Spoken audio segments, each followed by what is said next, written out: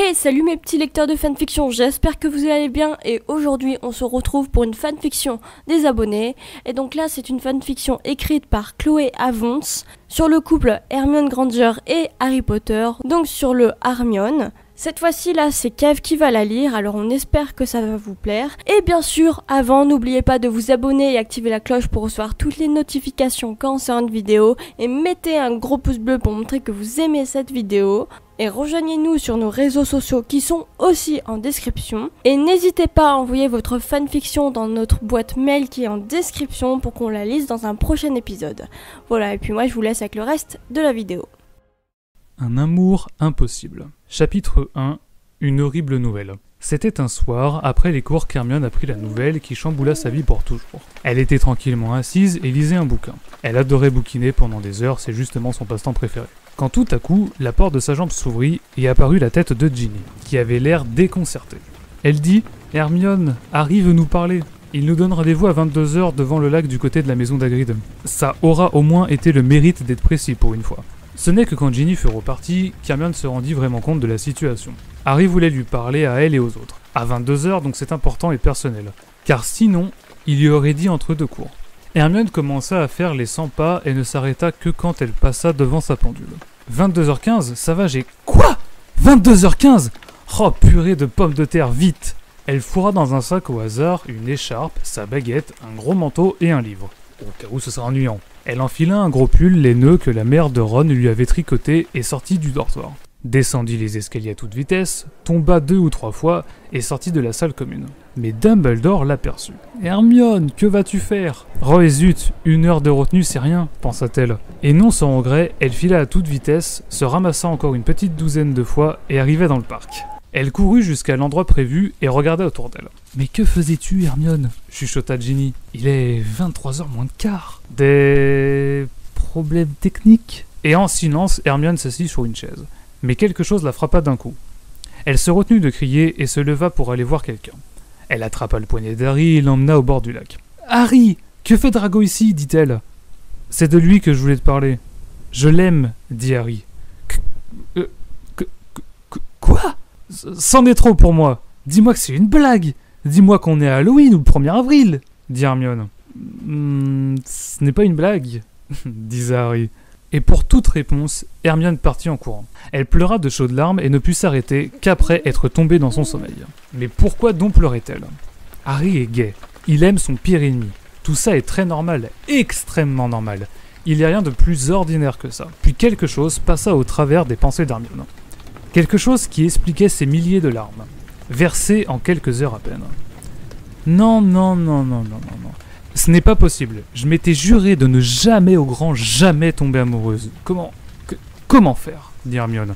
Elle regarda l'heure, 7h30, elle avait 1h30 pour se préparer. Elle commença par enfiler un gilet pour ne pas avoir froid. Elle descendit et se dirigea vers la grande salle.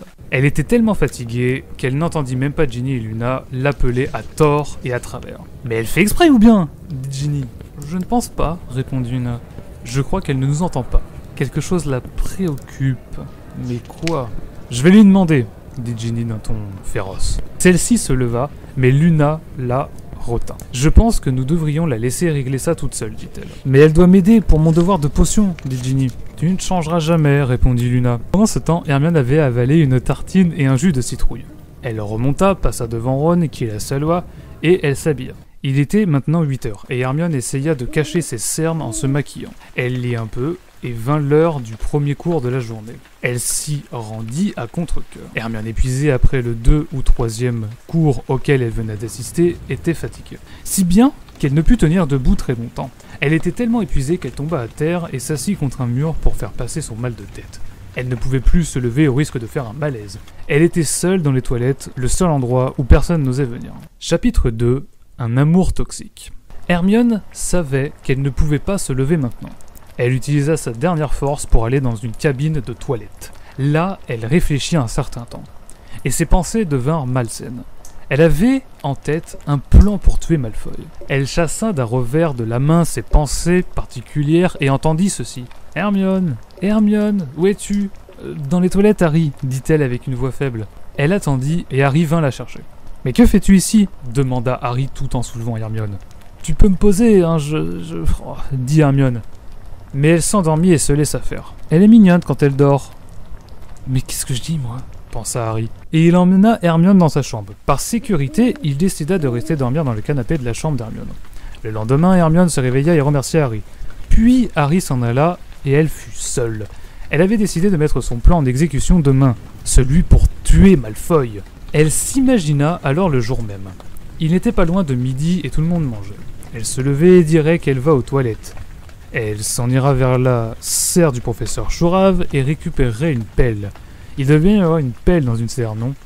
Ensuite, elle ressortirait la pelle à la main et se dirigerait vers le labyrinthe. Là, elle cacherait la pelle dans une haie et retournerait dans sa chambre. Écrire un mot adressé à Malfoy. Elle écrirait quelque chose dans le genre « Drago vient me rejoindre dans le labyrinthe à 14h ». Elle irait le donner à un élève de Serpentard en disant que cette lettre s'adresse à Malfoy et que c'est Dumbledore qui lui envoie. Si tout se passe bien, Drago tombera dans le piège et viendra dans le labyrinthe. À ce moment-là, elle serait tranquillement cachée, prête à assommer Malfoy. Au moment venu, elle assommera Malfoy et lui attacherait les mains et les pieds. Lui enfoncer un truc dans sa bouche pour qu'il ne parle pas. Elle creusera un trou dans la terre et y mettra Malfoy. Elle recouvrira le trou de terre et laissera Malfoy mourir de faim et de soif.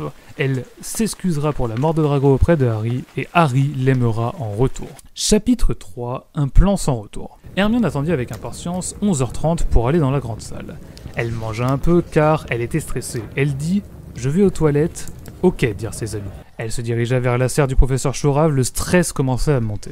Elle avait tout prévu, ainsi elle avait la clé de la serre, elle ouvrit la porte et cherchait une pelle. Heureusement, elle en trouva une après quelques minutes de recherche et ressortit, referma la porte et essaya de tout remettre en place. Elle se dirigea vers le labyrinthe, s'y enfonça profondément et cacha la pelle dans une haie avec une petite fleur dessus pour reconnaître la haie. Elle ressortit, se dirigea vers sa chambre et prit le mot qu'elle avait préparé la veille. Elle se dirigea vers la maison de Serpentard, elle interpella une inconnue et lui dit « Tenez, ceci vient de Dumbledore, elle est adressée à Drago. »« Ok, je lui donne tout de suite, » répondit l'inconnue en souriant. Hermione s'en alla d'un pas pressé et attendit 13h45. Quand il fut 13h55, elle faisait les 100 pas en attendant Drago. Quand enfin elle l'entendit, elle se cacha. « Harry, » dit Drago. Hermione fit un pas, puis deux. « Tu es là ?» demanda Drago. Elle leva la pelle, youhou, et frappa. Vlam, patapon, yes, paf. Drago s'effondre. Inconscient, Hermione en profita pour l'attacher et lui enfoncer une poire dans la bouche. Elle l'enterra et remit de la terre sur le corps de Drago. Quand il eut fini, elle retourna mettre la pelle à sa place, elle retourna dans son dortoir, et ce fut la première fois qu'elle ne put pas lire un livre attentivement. Chapitre 4. Un dénouement avantageux. Quelques jours après, Hermione apprit que Drago avait été retrouvé mort dans le labyrinthe. Elle fit mine d'être triste. Elle accompagna Harry déposer un bouquet sur la tombe de Drago. Elle essaya de le consoler en l'enlaçant. Et comme ça, elle se rapprocha d'Harry.